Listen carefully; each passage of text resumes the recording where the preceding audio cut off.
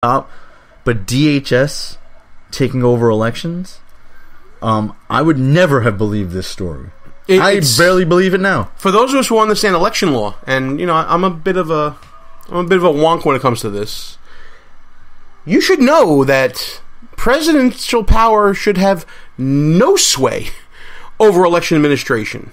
First of all, we should all know and understand, based from our everyday lives and our interactions with voting, elections are set up by states. Whether it's a local election, a county election, a state election, or a federal election, election administration is a state power. There is some interplay between Congress and the states. For instance, Article 1, Section 4, Clause 1 of the Constitution empowers states to prescribe the times, places, and manners of congressional elections. But Congress does have some power with setting up different parameters as far when it comes to bookkeeping and finances for elections. That comes from the Supreme Court and from the Constitution and subsequent legislation. Also, Congress can determine the date and time for the grouping of, the coming together of electors for the presidential election. But that's the extent of the power. Notice I mentioned Congress in all of this, folks. There is no presidential power ever conceived of that would have any sort of influence or sway over an election. Are you kidding me right now? The abuses that can come from that are absolutely disastrous.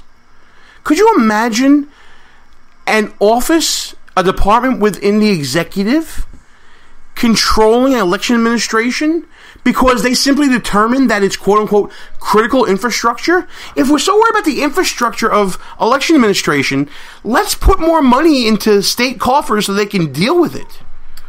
Come on now, this is beyond the pale. Imagine? It's beyond the pale. No, I cannot imagine. But you also mentioned this word that I'm vaguely familiar with several times, Congress. Who are these people you speak of, Gene? Well, I don't know if you know this, Russ, but there's supposed to be 3 branches of government. Please educate me on this. Yes, one of those is the president, who's supposed to be the executive and execute the laws that are passed by the legislature or Congress, for the most part. They're supposed to have the power of the purse and the power to go to war and all these different things. So if this that they obviously don't do... If this fictitious group of people that you call Congress really exists, wouldn't they be outraged every time the executive that you've described try to usurp some of their powers? You would think so. Where is Mr. Ryan? Mr. Speaker, please come to the floor. Where are you? Yes, can we page him? Is Mitch McConnell still alive? Has anyone seen this man? Where is Mitch McConnell? Oh, you know where they all are? They're all strategizing about what they're going to do about a problem like Donald Trump. That's what they care about more than actually doing their job, probably. But let's go back to it again. Paul Ryan, put down the dumbbells, get off the treadmill, and get on the damn TV. Do you not see that the executive branch is trying to take your branch's power and the state's ability to run elections? Do you not see that this is about to happen? When you're not giving away your power, like with TPP and other legislation, Iran deal and the Iran deal, treaties that you guys should be, the Senate should be handling. When you're not just voting to say, yeah, we got no power, they're still taking it from you. Where is Paul? Honestly, I'm going to put out an all points bulletin right now. If anyone knows where Mitch McConnell is, please call the show immediately. I'm concerned. Yeah, 718-395-2351. If you know where Mitch McConnell is, only if you know where Mitch McConnell is, and if you're listening on replay, you can leave a message on that line, and we'll talk about it next week. First person to call in with the whereabouts, the verified whereabouts of Mitch McConnell gets an autographed shirtless selfie from Gene and myself. That'll be fantastic. You can frame it, put it up on your wall. So the latest news from Mitch McConnell is that he's predicting changes to Obamacare. He's talking about, wasn't Obamacare the issue last year? I mean, really? News break to Mitch McConnell. Vietnam, we have no more soldiers there. I don't know how far back in the past this man is living, but there's lots of things going on right now, brother. Mitch McConnell just found out that Hong Kong was turned back over to the Chinese. You see, he's a little behind the times. Mitch McConnell. Wow. This is not something we wanted to talk about. The Republican Party is worried about Donald Trump being the president. They're worried about their own asses. Look at the idiots that we have in leadership positions now, right now. Mitch McConnell. Yeah. This guy McCarthy, who was even a bigger dummy than Paul Ryan, and who was the last speaker? The crybaby. Oh, the Boehner. John Boehner. How could you forget him? A bunch of idiots. Oh, here's some news. Huffington Post is reporting this week that House conservatives are planning a coup against Speaker Paul Ryan. Because he's backing people who are running in primaries against Freedom Caucus members. And that's a disgraceful act on Paul Ryan's part. Paul Ryan, who says he just ain't there yet when it comes to endorsing Donald Trump. You got some nerve. Some nerve. You too, Mark Levin, you big dummy. Wow, you're going against Levin. I love Levin. I still love him. And one day I hope to be able to forgive him. But all this trash you're talking against Donald Trump, it's unforgivable at this point. What you are going to cause is a Hillary Clinton victory. You can argue that, and a lot of these radio talk show hosts and political elected officials, Republicans, claim that they don't sway the voters and their opinion is just their own. Well, then why do people seek your endorsements? And why are you so happy to give your endorsements in other scenarios? Just shut up. Don't sabotage this election. Because you got somewhat of a free thinker in there who's expanding the base, who is campaigning in black neighborhoods, who is campaigning in blue states.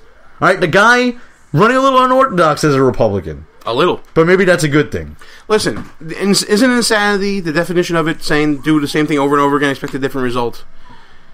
The Republican Party electorate has picked somebody else that's different than what was going on in the past when we were winning or losing. We were losing. So let's try something different. Everybody that was in the driver's seat in the Republican Party now got to take a back seat. And they don't like it. Because it's more about them and their power than it is about any type of transformative government. And do you really believe, Gene, if Donald Trump was not our nominee and Ted Cruz were, do you really believe the likes of Mitch McConnell and John Boehner and Paul Ryan and ex-President Bush would have all lined up behind Ted Cruz? Do you really believe this? There would have been a deal. There's no deal with Donald Trump. I think that's the main difference. I think that they hate Ted Cruz just as much as they hated Donald Trump. If you want to blame anybody for the reason why we have Donald Trump as our nominee, you blame the Republican Party, the establishment. They couldn't line up behind a conservative, so they wanted splitting their votes, and now you got Donald Trump. I'm giving Dano in our chat room the last word. Go back to your little pup tent and let real Americans go on with our big tent. That's nice. A great way to put it right there. Big tent. We need a big tent to win. There's no doubt about it. We need Republicans on board. We need independent voters. And the Mexicans. No, that's a little joke for us, folks. You know what? They need the Hispanic vote. They need some black voters. They need everybody. Mexicans' votes matter. Every vote matters. All votes matter, Russ. Stop being so racist.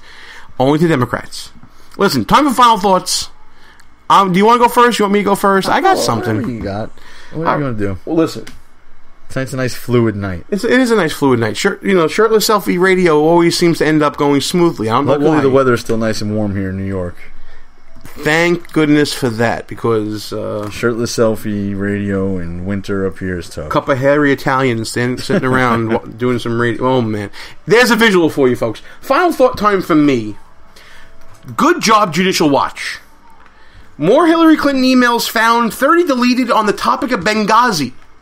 Hillary Clinton is going to have to answer to why she persisted in using her private server.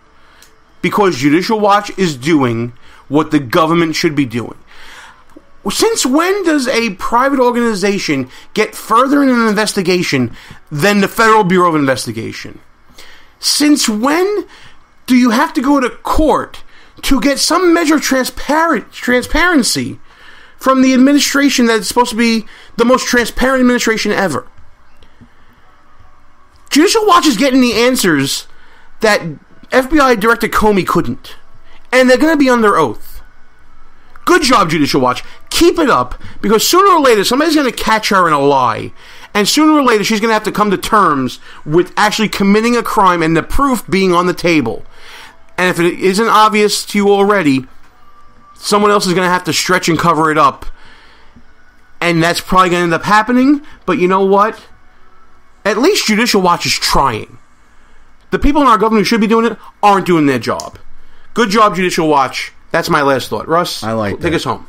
Kaepernick, stay seated, brother. We don't want you to stand. Listen, I don't want you to stand. The 49er fans don't want you to stand. Stay on the bench. Stay on the bench, and I'm not even talking about not playing. I'm talking about when the Star Spangled Banner plays, when our national anthem plays, stay seated, bro.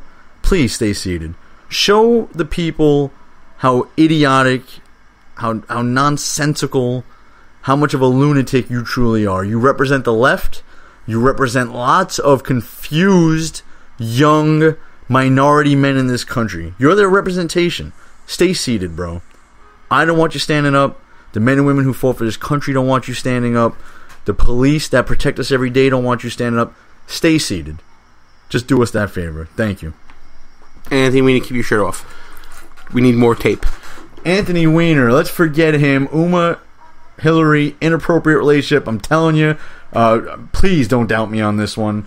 And it's all just smoke and mirrors to take the other major scandals uncovered by Judicial Watch partially here off the headlines.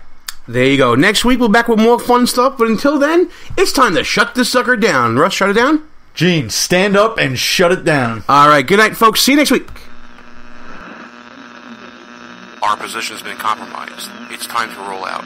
Report for debriefing at www.behindenemylinesradio.us and look for regular communications via Facebook and Twitter at BEL_radio. You are the resistance. Behind Enemy Lines. A rock radio production. Copyright 2016. Back in 7 days. Out.